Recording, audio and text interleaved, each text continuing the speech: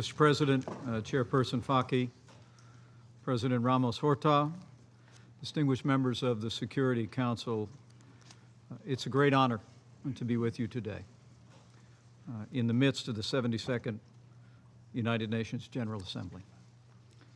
As we gather at this historic assembly, I know all of our hearts are with the people of Puerto Rico as they face Hurricane Maria and its aftermath, and with the people of Mexico City, even now as first responders and families seek to save the lost and find those that are injured in the midst of the earthquake that's now claimed more than 200 lives. Our hearts and our prayers are with the people of Puerto Rico and the people of Mexico as we gather. We're here today to discuss what I believe is the most important mission of the United Nations: keeping the peace. Let me begin by thanking Ethiopia for introducing today's resolution on peacekeeping reform. It was my honor as Vice President of the United States to cast a vote in favor of this resolution. As President Trump said yesterday in his historic address to this General Assembly, just as each of you, in his words, should always put your country first, we will always put America first. But as his words, and I hope our presence here attests, America first does not mean America alone. As the President said, we will forever be a great friend to the world. And it's because of that commitment that he sent me here today to this Security Council to reiterate our call for fundamental reforms of UN peacekeeping and our determination to see this institution do even more to keep the peace across the wider world. President Trump and I firmly believe that the UN must act to make its peacekeeping operations more efficient, more effective, more accountable, and more credible. Ambassador Haley has previously laid out the United States principles for peacekeeping reform, and we're all familiar with them. Peacekeeping missions must support a political solution, have the consent of the host country, its mandates must be realistic and achievable, every mission must have an exit strategy, and the United Nations peacekeeping missions must adjust to progress and failure. In short, when a mission succeeds, we should not prolong it. When a mission underperforms, we should restructure it. And when a mission consistently fails to fulfill the mandates of this Council, we should end it. We urge the United Nations to analyze all peacekeeping operations in light of these principles so that these missions most effectively advance peace across the wider world. After all, keeping the peace is at the heart of the United Nations mission. The very first words of the UN's charter are to maintain international peace.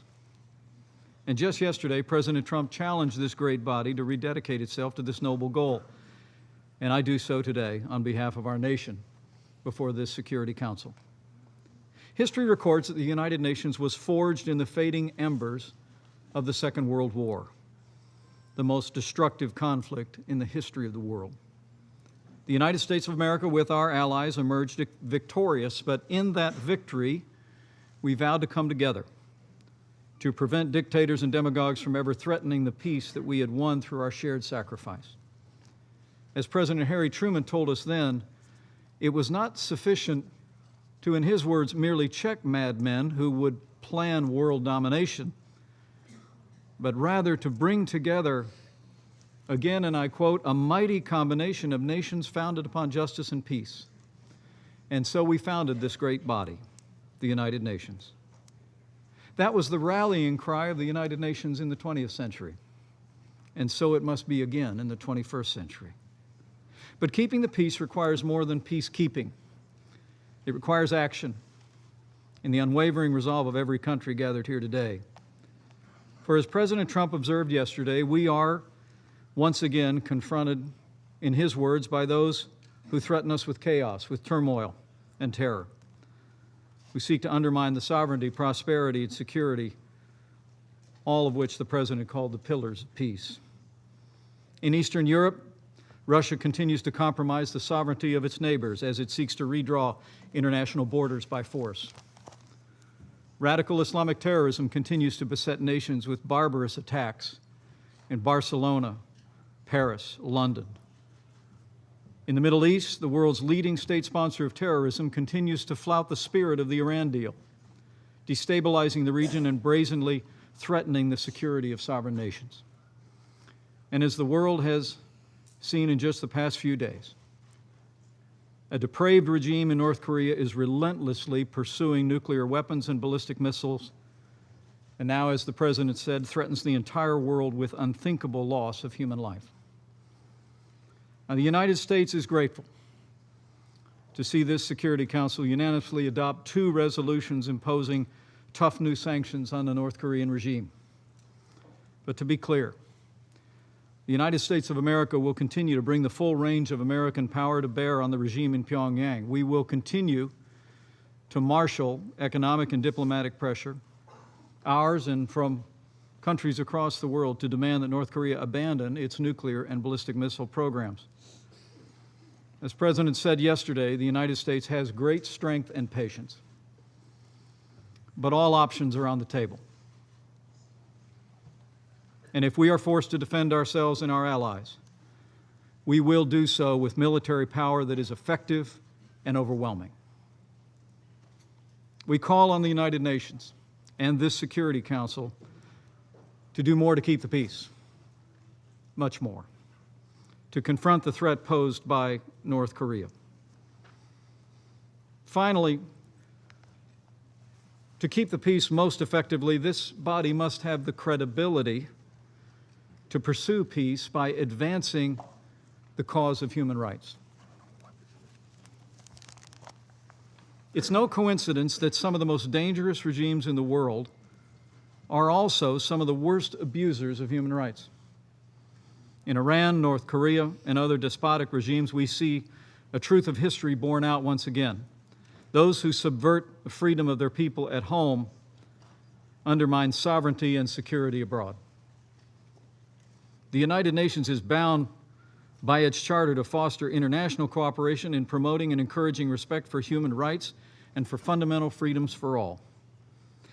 That was the purpose under which the UN Human Rights Council was formed. But the truth is, the Human Rights Council doesn't deserve its name. As we look at the membership of the Council today, we see nations that betray these timeless principles upon which this institution was founded. Today, the United Nations Human Rights Council actually attracts and welcomes many of the worst human rights violators in the world. A clear majority of the Human Rights Council's members fail to meet even the most basic human rights standards. Cuba sits on the Human Rights Council, an oppressive regime that has repressed its people and jailed political opponents for more than half a century.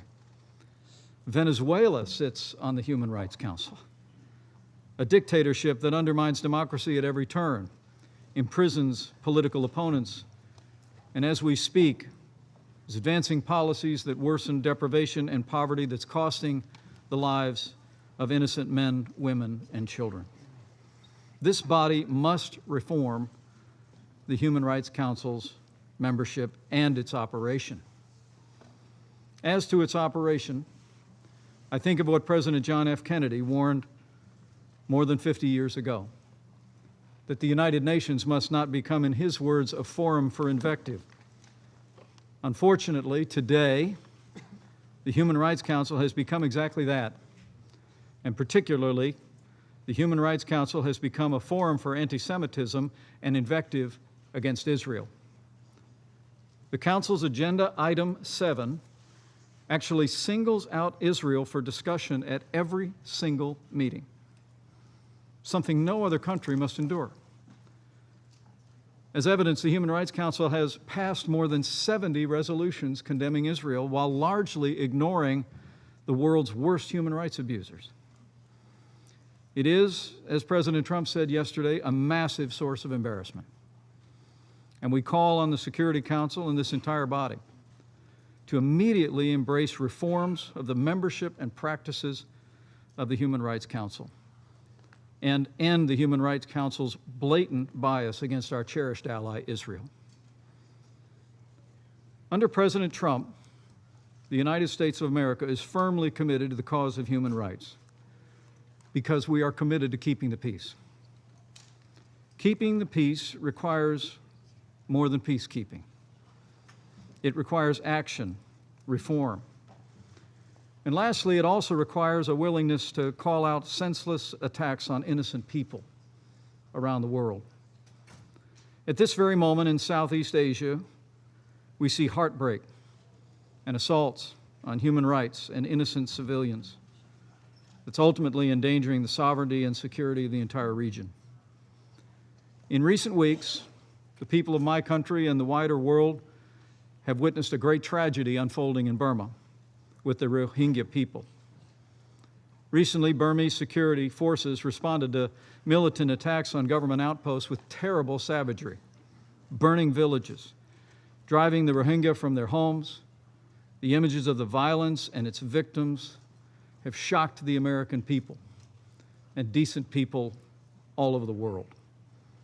And now we're witnessing a historic exodus. Over 400,000 Rohingya, including tens of thousands of children, have now been forced to flee from Burma to Bangladesh, with more following every day. Yesterday, Secretary of State Tillerson discussed Rohingya refugees with Aung San Suu Kyi and urged the Burmese government and military to facilitate humanitarian aid and confront the allegations of human rights abuses. And while we welcome Suu Kyi's comments that returning refugees have nothing to fear, the United States renews our call on Burma's security forces to end their violence immediately and support diplomatic efforts for a long-term solution. President Trump and I also call on this Security Council and the United Nations to take strong and swift action to bring this crisis to an end and give hope and help to the Rohingya people in their hour of need. Unless this violence is stopped, which justice demands, it will only get worse. And it will sow seeds of hatred and chaos that may well consume the region for generations to come and threaten the peace of us all. As I said, keeping the peace requires more than peacekeeping. It requires action, courage, conviction. And so the United Nations must be prepared to do more. For as President Trump said yesterday, if the righteous many do not confront the wicked few, then evil will triumph. When decent people and nations become bystanders to history, the forces of destruction only gather power and strength. So let us rededicate ourselves to the mission upon which this body was founded. The first words of the UN Charter: to maintain international peace must again be our lodestar, our ideal, and our aspiration. Through reform of our efforts and reform of this institution, through renewed courage to speak and act whenever and wherever the unalienable rights of innocent people or the peace of the world is at risk, we will create, as our President said, a more safe and peaceful future for all mankind. As the world witnessed yesterday, our President is a man of deep conviction and faith. Faith in God and faith in the boundless capacity of peoples and nations founded on peace and justice to improve the world. Well, my prayer today is that this institution might mirror that conviction in renewed ways, with the faith that as we make every effort to pursue peace, that the God of peace will guide us and bless us today, tomorrow, and always, for this generation and our posterity. Thank you, Mr. President, for the honor of addressing today, and may God bless you all.